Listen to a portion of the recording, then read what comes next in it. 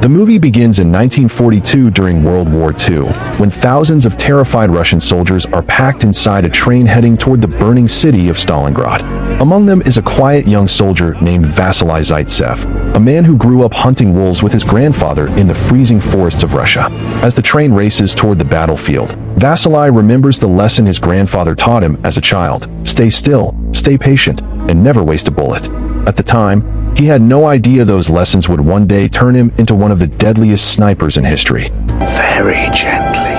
I do not tremble. Now, Vasily! As soon as the soldiers arrive near Stalingrad, chaos erupts everywhere. Bombs explode across the city while German planes rain fire from the sky.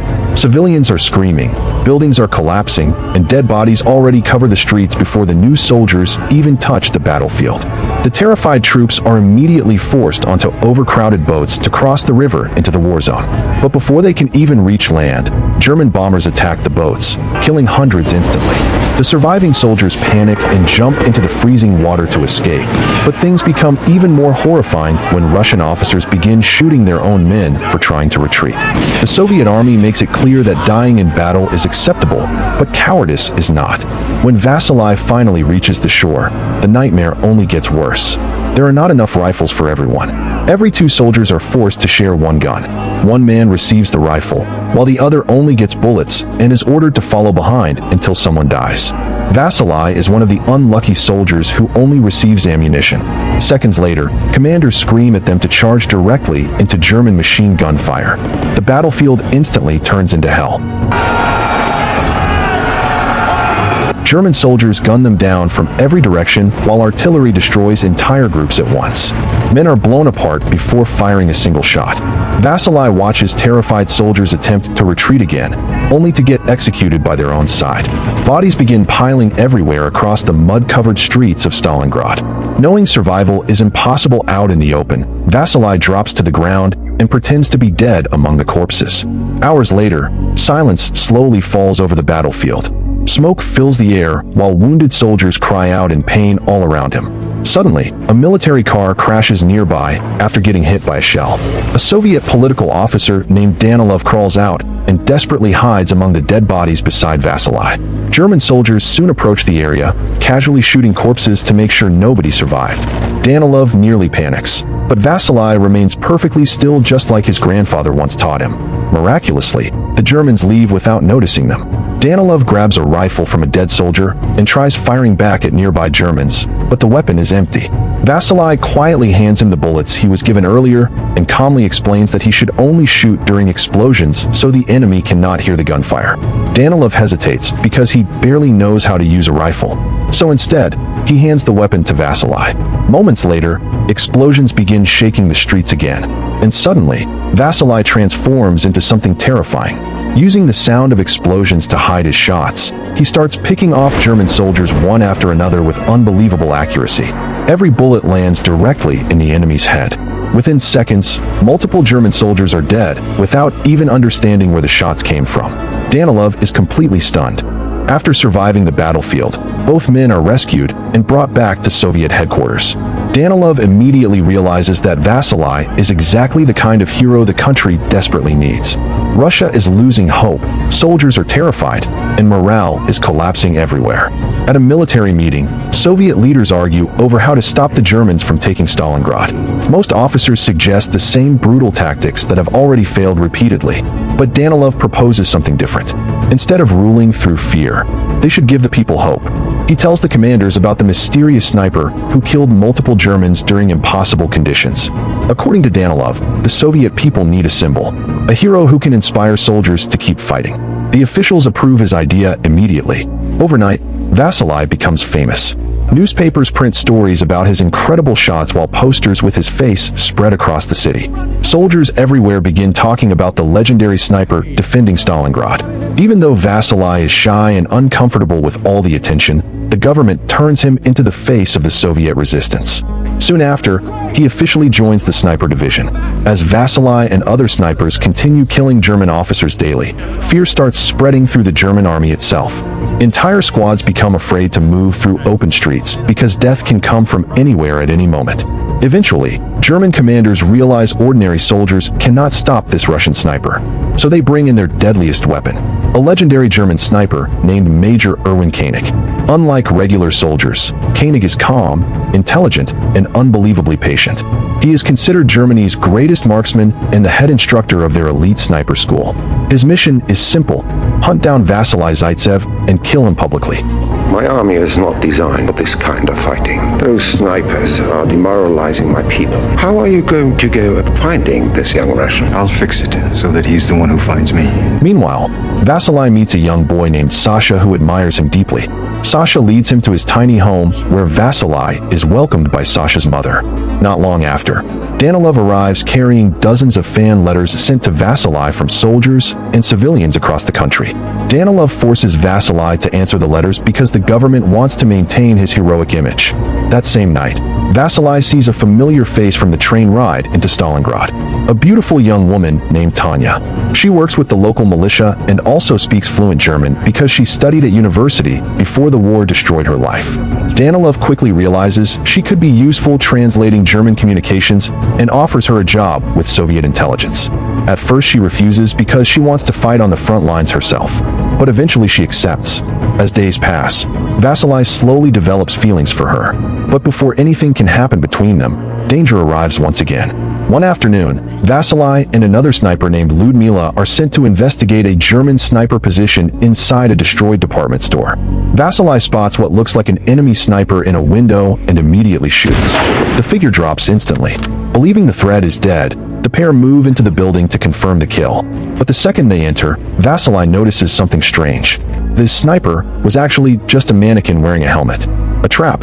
Then he spots a cigarette still burning nearby, meaning the real sniper is still hiding somewhere inside the building, watching them. Before Vasili can react, German bombers suddenly fly overhead and begin bombing the entire area. The explosions terrify Ludmila, causing her to panic and run into the open. One single gunshot echoes through the building, and Ludmila drops dead instantly. Vasili barely escapes with his own life as the mysterious sniper watches silently from the shadows. For the first time since arriving in Stalingrad, Vasili realizes someone out there might actually be better than him. After escaping the deadly trap inside the department store, Vasili returns to headquarters shaken for the first time since becoming famous. The sniper who killed Ludmila was unlike anyone he had ever faced before. Every move felt calculated. Every trap felt personal. Even worse, the enemy somehow predicted exactly how Vasili would think. Meanwhile, the Germans celebrate quietly because Major Koenig has finally arrived in Stalingrad. Unlike the loud and arrogant Nazi officers around him, Koenig is cold, patient, and terrifyingly intelligent. He studies the battlefield like a chessboard, carefully planning every move before taking action. To him, hunting Vasili is not just another mission. It is a game between two predators. Back at Soviet headquarters, Danilov continues building Vasili's legend. Newspapers now describe him as an unstoppable hero capable of defeating entire German squads alone. His face appears everywhere across the city while soldiers repeat stories about his impossible shots. But all this pressure is beginning to crush Vasili mentally. Everywhere he goes, people stare at him like he is no longer human. One day, Soviet commanders decide to bring in another sniper named Kulikov to help Vasili. Unlike the others, Kulikov personally trained under Koenig years earlier and understands exactly how the German sniper thinks. According to him, Koenig never rushes, never misses, and never exposes himself unless victory is guaranteed. Before returning to the battlefield, Vasili is forced to attend a propaganda celebration organized by Soviet officials. The room is filled with military leaders, journalists, and giant portraits of Stalin staring down at everyone. Khrushchev proudly presents Vasili as the hero of Stalingrad, while photographers constantly take pictures of him. But instead of enjoying the fame, Vasili looks uncomfortable. Everything around him feels fake. The only person who seems real anymore is Tanya. During the gathering, the two quietly speak together while Danilov watches from a distance. Although Danilov introduced them, he is slowly realizing Tanya's feelings are leaning toward Vasili instead of him. Jealousy quietly begins growing inside him. Later that night, Vasily, Kulikov, and another sniper named Volodya move into an abandoned factory where Koenig was reportedly seen. The building is dark, silent, and filled with destroyed machinery. Every movement feels dangerous because death could come from any direction. Suddenly, they spot a body positioned like a sniper. But after seeing the exact same trick before, they immediately realize it is another decoy. That means Koenig is nearby. The three snipers carefully move deeper into the building while trying to avoid exposing themselves. Every second feels tense. Nobody speaks above a whisper. Then suddenly, gunshots ring out. Bullets barely miss them as Koenig begins firing from somewhere hidden across the building. The trio quickly dives behind cover while trying to identify his location. Kulikov realizes Koenig is waiting for them to panic. So instead of rushing, they stay calm and wait. Hours later, Volodya leaves cover for only a few seconds to grab food he had left heating in another room. That tiny mistake costs him everything. German soldiers capture him instantly. They beat him and demand information about Vasily's position. But Volodya refuses to speak no matter how badly they torture him. Since he won't cooperate, Koenig comes up with another cruel plan. They dress Volodya in German clothing and send him walking back into the open disguised as one of their own men. The second Kulikov sees movement. He shoots him dead immediately. Only afterward does he realize they were tricked. But Kulikov quickly understands Koenig's real plan. The Germans wanted them to fire first and expose their hiding spot. So Kulikov creates a counter-trap. He slowly lifts a helmet into the air, hoping Koenig will shoot at it and reveal his own position. But Koenig does not fall for it. Instead, he waits patiently. Realizing they have lost the psychological battle, Vasily and Kulikov decide to relocate before daylight fully exposes them. As they jump across a damaged section of the building, Koenig finally fires. One perfect shot. Kulikov is killed instantly. Vasily barely survives by diving behind cover before Koenig can fire again. The death hits him hard. Kulikov was the only man who truly understood Koenig, and now he is gone. Back at headquarters, Khrushchev becomes furious that Koenig is still alive.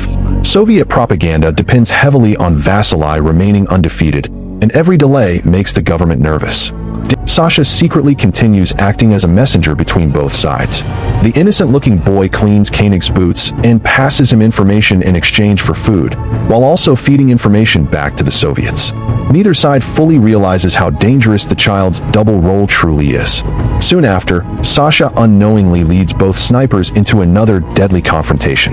Vasily and one of his sniper partners crawl through narrow pipes inside another destroyed building while Koenig waits silently above them. Tiny vibrations in the pipes reveal their position to him instantly. Without warning, Koenig fires directly through the metal. The bullet nearly kills Vasily and forces him to drop his rifle out of reach. His partner is injured badly, making escape almost impossible. Vasily orders the wounded man to crawl back through the pipes to headquarters while he stays behind alone. Now trapped without his weapon, Vasily desperately tries pulling the rifle back toward himself using a knife tied to a rope. But every single time he almost succeeds. Koenig shoots the rope apart with unbelievable precision. Then disaster strikes again. German bombs explode above the building, shattering the glass ceiling overhead. Broken shards rain everywhere, giving Koenig a perfect reflection of Vasily's hiding place. For the first time in the duel, Koenig finally sees his enemy clearly. At headquarters, the wounded sniper informs Tanya and Danilov about Vasily's situation. Without hesitation, Tanya crawls through the dangerous pipes herself to help him. When she reaches the area, Vasily quickly notices something important. The shattered glass allows him to see Koenig's reflection too. Using hand signals, he tells Tanya to reflect sunlight into Koenig's eyes using another shard of glass. She carefully adjusts the angle. A sudden flash blinds Koenig for 1 second. That tiny moment is all Vasily needs. He grabs his rifle and fires instantly. The bullet smashes through Koenig's hand, wounding him badly for the first time in his career. Both snipers survive once again, but now the hunt has become personal for both men. After managing to wound Major Koenig, Vasily and Tanya return to headquarters alive, and the Soviet soldiers celebrate like they just won the entire war. For the first time in weeks, people finally believe the unstoppable German sniper can actually be beaten. That night, the exhausted soldiers gather together inside a crowded sleeping hall while bombs continue exploding outside the city. Death surrounds them constantly, yet for a brief moment everyone laughs, drinks, and forgets about the war. In the middle of all this chaos, Vasily and Tanya quietly fall deeper in love. As the other soldiers sleep nearby, the two secretly spend the night together beneath the blankets. For Vasili, it is the first moment of peace he has felt since arriving in Stalingrad. But someone else notices. Danilov, the political officer, watches silently from across the room as jealousy slowly consumes him. He brought Vasili into the spotlight. He created the hero everyone worships. Yet the woman he wants only looks at Vasili. From that moment, the friendship between the two men quietly begins falling apart. The next morning, Vasili finally reaches his breaking point. He tells Danilov he no longer wants to be the hero of Stalingrad. The pressure is destroying him mentally, and every soldier around him keeps dying because of this duel with Koenig. He just wants to fight as a normal man again. But Danilov refuses. To him, Vasili is no longer just a soldier. He is a symbol, a weapon. The entire Soviet army now depends on the legend they created around him. Then Danilov reveals something shocking. Sasha has secretly been helping track Koenig's movements. The little boy has been risking his life, carrying information between both sides. Hearing this immediately changes Vasili's expression because he realizes innocent people are now being dragged into the sniper war too. Soon after, Sasha secretly leads Vasili toward Koenig's next hiding place. The battlefield is now completely covered with frozen corpses, destroyed tanks, and rubble. To avoid being seen, Vasili hides among the dead bodies exactly the way his grandfather once taught him while hunting wolves as a child. Stay still, breathe slowly, become part of the earth itself. Hours pass without movement. The freezing cold slowly drains his energy until eventually, Vasili accidentally falls asleep. At the same time, a desperate German soldier searching the battlefield for valuables discovers him lying among the bodies. Thinking Vasili is dead, the man steals his sniper logbook and identification papers before running away. But German officers quickly stop the looter and inspect the stolen items. When they see Vasili's identification, they immediately believe the famous Soviet sniper is finally dead. News spreads across the German lines rapidly. Even Koenig is informed the mission is over. However, Koenig does not believe it. He knows a sniper like Vasili would never die so carelessly. Meanwhile, back at Soviet headquarters, chaos erupts after German loudspeakers begin announcing Vasili's death across the city. Khrushchev becomes furious because the death of their national hero could destroy morale completely. Danilov is ordered to control the situation immediately. Under enormous pressure, he sadly begins writing Vasili's official death announcement for the newspapers. But before the article is finished, Vasili suddenly walks into headquarters alive. Everyone is shocked. Danilov quickly hugs him while trying to hide his frustration. Khrushchev's propaganda machine is saved once again. Vasili explains that someone stole his identification while he was hiding among the dead bodies. But during the conversation, he learns something terrifying from Sasha. Tanya went alone to the train station to hunt Koenig herself. Without wasting another second, Vasili and Danilov rush through the ruined streets searching for her. At the station, they finally find Tanya alive. The second she sees Vasili, kisses him passionately in front of everyone. And at that exact moment, Danilov's jealousy fully explodes inside him. The woman he loves has chosen another man. Humiliated and emotionally broken, Danilov returns to headquarters consumed by bitterness. Instead of helping Vasili now, he secretly turns against him. Using his authority over the newspapers and military communications, Danilov spreads false information claiming Vasili has become unreliable and dangerous. Meanwhile, Koenig finally uncovers the truth about Sasha. He realizes the young boy has been secretly helping both sides all along. Soon afterward, Koenig captures him. Instead of simply killing the child quietly, Koenig uses him as bait. The next morning, Vasili and Tanya discover Sasha's hanging body displayed publicly for everyone to see. Tanya is horrified. She immediately grabs her rifle and tries rushing toward Koenig's trap out of anger, but Vasili stops her just in time. He knows Koenig wants them emotional and reckless. That is exactly how he hunts people. Meanwhile, there is another heartbreaking problem. Sasha's mother still believes her son is alive. Tanya and Danilov go to evacuate her from the city using special military papers, but neither of them can bring themselves to tell her the truth. Instead, they lie and say Sasha joined the Germans to survive. Even after hearing this, the devastated woman still chooses to believe her son is alive somewhere. As they escort her toward the evacuation boats, German bombs suddenly begin falling again across the docks. One explosion lands nearby. The blast throws Tanya violently to the ground. Danilov sees her lying motionless beside the rubble and believes she is dead. Broken completely by guilt and despair, he leaves with the evacuation group while doctors carry Tanya away unconscious. Now Danilov believes he has lost everything: his friendship, his honor, and the woman he loved. At the same time, Vasili prepares for one final confrontation with Koenig. Both snipers now know this duel can only end with one of them dying. The exhausted political officer looks completely broken. He tells Vasily that Tanya is dead and admits he is responsible for ruining everything. He confesses that jealousy turned him into a coward and that he betrayed his own friend because he could not accept losing Tanya.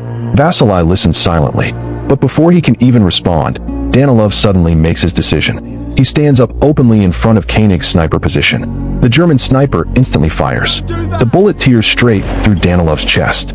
As he collapses beside Vasily, he finally understands what he must do to make things right. His sacrifice exposes Koenig's exact location. Koenig believes he has finally killed Vasily himself, so after several seconds, he slowly rises from hiding to confirm the kill. And that is the mistake Vasily has been waiting for. The moment Koenig exposes himself, Vasily quickly lines up the shot. For a brief second, both snipers stare directly at each other across the ruined battlefield. Neither man speaks. Neither man hesitates. Then Vasily pulls the trigger. The bullet strikes Koenig directly, finally ending the deadly sniper duel that terrorized Stalingrad for weeks. The legendary German sniper falls dead beside the railway tracks. Afterward, Vasily quietly walks toward Danilov's body and places Koenig's sniper rifle beside him as a final sign of respect. Despite everything that happened between them, Danilov still helped save him in the end. Soon after, the battle for Stalingrad finally begins turning in favor of the Soviets. German forces slowly collapse after months of brutal fighting, starvation, and endless casualties. The city that once looked impossible to defend has survived. 2 months later, Vasily receives shocking news. Tanya is alive. She survived the bombing and is recovering at a military hospital far away from the battlefield. The moment he hears this, Vasily immediately travels to find her. After everything they endured together, he refuses to lose her now. Eventually, Vasily reaches the hospital. As he walks through the crowded building filled with wounded soldiers, he finally sees Tanya standing in the distance alive and smiling at him. For the first time since the war began, Vasily finally looks at peace. The two embrace tightly, finally reunited after surviving one of the bloodiest battles in human history. The movie ends by revealing that the real Vasily Zaitsev became one of the most legendary snipers of World War II. His actions during the Battle of Stalingrad inspired countless Soviet soldiers and turned him into a national hero. The Battle of Stalingrad itself became one of the deadliest battles ever fought, costing millions of lives and completely changing the direction of World War II. But for Vasily, the war was never about becoming famous. It was about survival. One terrified boy who once learned to hunt wolves with his grandfather eventually became the man who hunted the most feared sniper in the German army. And in the middle of all the destruction, he somehow managed to hold on to his humanity.